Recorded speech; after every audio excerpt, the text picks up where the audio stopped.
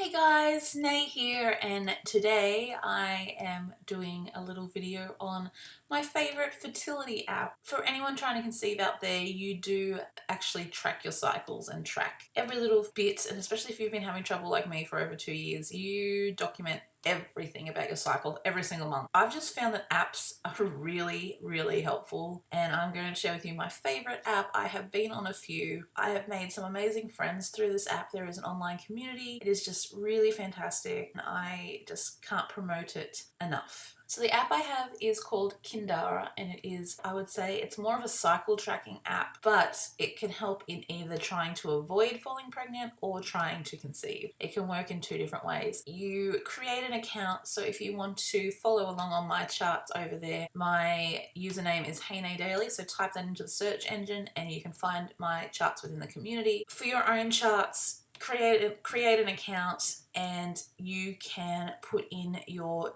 daily temperature, cervical fluid, if you have sex, menstruation, and then there's custom data down the bottom, which is really important. I put all of my tablets down here, the ones I take every day, as well as if I've gone to curves for exercise, if I've gone for a walk, if I've eaten healthy all day, and also if I get pimples, which I have right now. So I'll be ticking that one for today. The custom data is basically just a checkbox and you can tick it off if you've done it that day. Everything else has options. You have light, medium, and heavy for your menstruation, unprotected and protected for sex, the different types of cervical fluid that you may encounter, and then you have your different cervical fluids or cervical mucus that you'll encounter within a month, how little or how much you have of that during the day. Also with the temperature, you can change it to Fahrenheit or degrees Celsius. It also asks if it is a temperature shift or if it's questionable. The only time you may use questionable is if you have not taken your temperature at the same time. With taking temps, it's important to take your temperature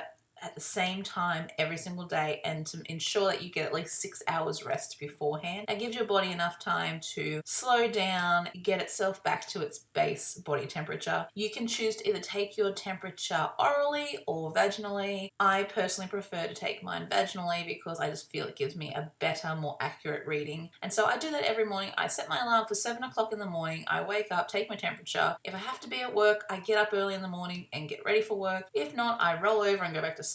It is not that big a deal. Some people set it earlier, they do it at 5 o'clock in the morning, but for me, because I am such a night owl, I really have to set it for 7 o'clock because if I don't go to bed until 12 o'clock, 1 o'clock in the morning, I'm losing my 6 hours. So that's the most important thing, is to have consistent sleep and consistent time that you're taking your temperature. That is like the most important thing, because you'll find in this app, once you go to the next icon down the bottom here, which is chart, and it brings up your chart for the month, you can see all the different bits that we just put in on that first page, the temperatures, the cervical fluid, the days I've had sex, and down the bottom all my custom data. It all comes up visually for you and it's really pretty and really well thought out, this one. There's some apps that you can get that are not the most appealing graphically. I was finding it really hard to read. So I'm just going to go through a few details here for you. Blue dots with the lines connecting them are actually my temperatures for the day. Temperature is really helpful for when you are trying to conceive to determine ovulation. With my endometriosis and all of that, I had problems picking up on when I was actually ovulating. Using OPK's ovulation tests, my ovulation was giving me false positives, so it was saying I was having a surge in my hormones saying that I was ready to ovulate, but then it would not happen, and so I was having sex at the wrong time, and that's when I was coming into trouble with not trying to conceive. Now, through taking my temperature every day the correct way and following it,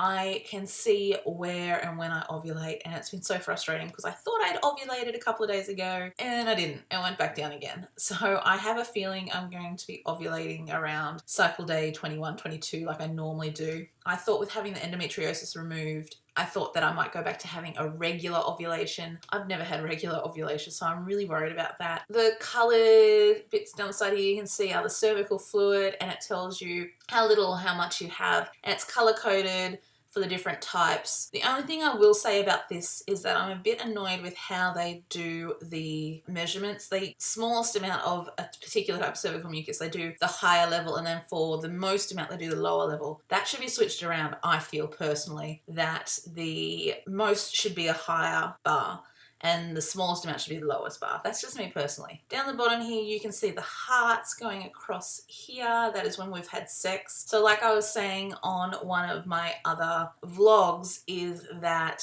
our fertility specialist likes us to have sex from day 10 to whenever we ovulate every second day. So we have been doing that. The colored in hearts like I have here are for unprotected sex. You also have an open heart, which is for protected sex. And then down the bottom, as you can see, are all of my custom bits and pieces, all my tablets and all of that. And you can see visually across there the dots on which days I do what. And then the good thing is, because our cycle is not, it goes all the way along to the end of your cycle, and you can scan back and scan forward. We go into the community. I will give a little side note on this. It is super important that you are using your Wi-Fi on your phone at this point, because when you go into the community, it's on the internet and you use a load of data, like super load. I find that when I'm using this app and I don't have my Wi-Fi on, I go through my internet data, which is 2.5 gigabytes a month. I go through that in like 5 days. So it's very important to have Wi-Fi switched on, because it does use a lot of data. It is collecting everyone's graphs, everyone's everything. And so basically the community,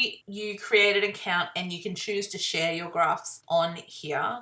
You don't have to share them. You can keep them private and can be just for you. Honestly, I 100% recommend that you use the community on this app. It is amazing. I have created some amazing, like, beautiful friends. I am now Facebook friends with them. We live in different places around Australia. We're just so supportive of each other, and you know, we connect in a way that not many people can connect with you. I feel that infertility and not being able to conceive is something that is not spoken about enough. I think it is something that is sort of kept hush-hush. People are afraid to talk about it. People are wanting to keep it quiet, and I'm sick of that.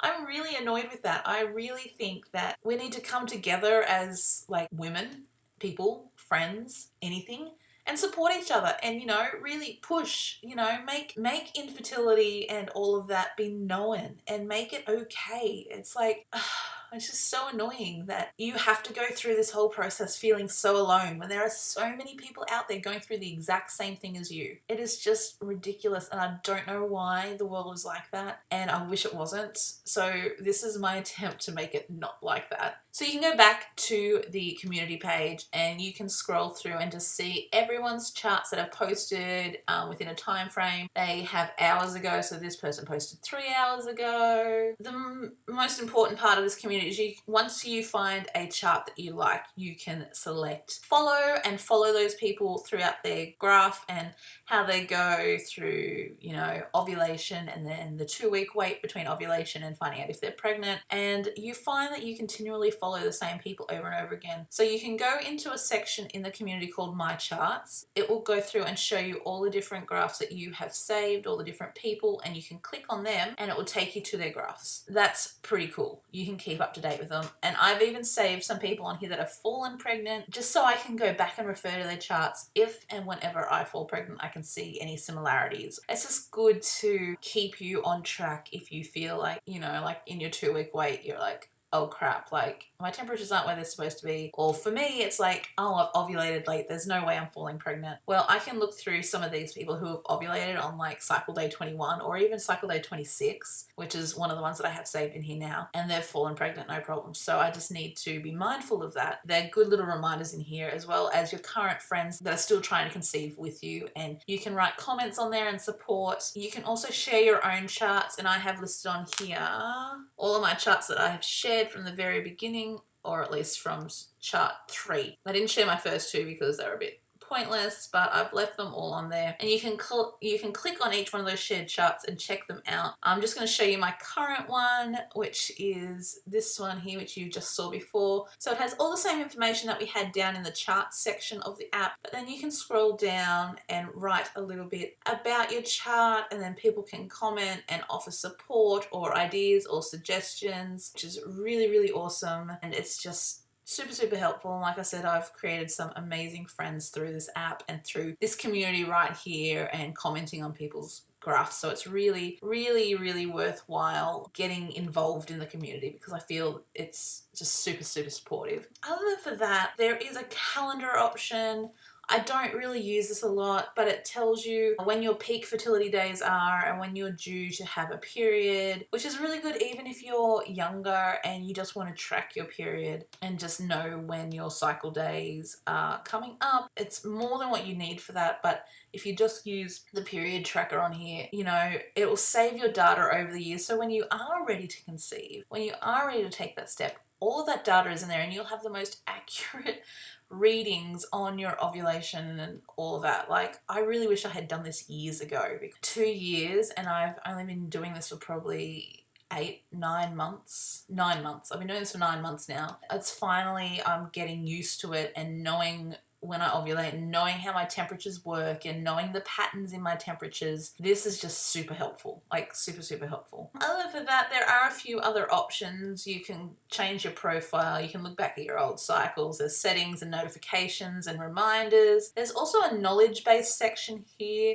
that will tell you how to use the app and how to chart and all of that, which is really good. There is a blog and tutorials, customer support as well, which is super helpful. I don't use a lot of those options. I just sort of, it's really super easy to use. So that is the Kindara app, guys. I really love that little app. It is super easy to use. Super helpful. I really enjoy it. I really love hopping on there. I get on there every morning, record my temperature, and have a look what everyone else's temps are doing for the day and provide a bit of support and motivation for them, as well as just, you know, checking in with my own graphs. It's just a really good community. I really love it, and I'd be lost without my Kindara girls. And I just want to say a huge thank you to all of those out there who support me on the app and send me messages and all of that. It really does help, and it really does get me through the days that I really struggle. So that is it, guys. If you are trying to conceive or just want to track your periods, I really do suggest getting the Kindara app. I really do suggest getting on there. You can find me at naedaily. Just search for it in the community section. You'll find me there. Follow along. Don't forget to leave me a comment on my chart and let me know that you are coming from the vlog. I would love to create a little community of you all. I will see you all next time with another video. Don't forget to like, thumbs up, and subscribe to this video. There will be more vlogs coming very shortly. I'm sorry that I've been away for the past week. It has been chaotic, but good. So I will see you all very shortly. I don't know when, but very soon with another video. Love you guys. Bye bye.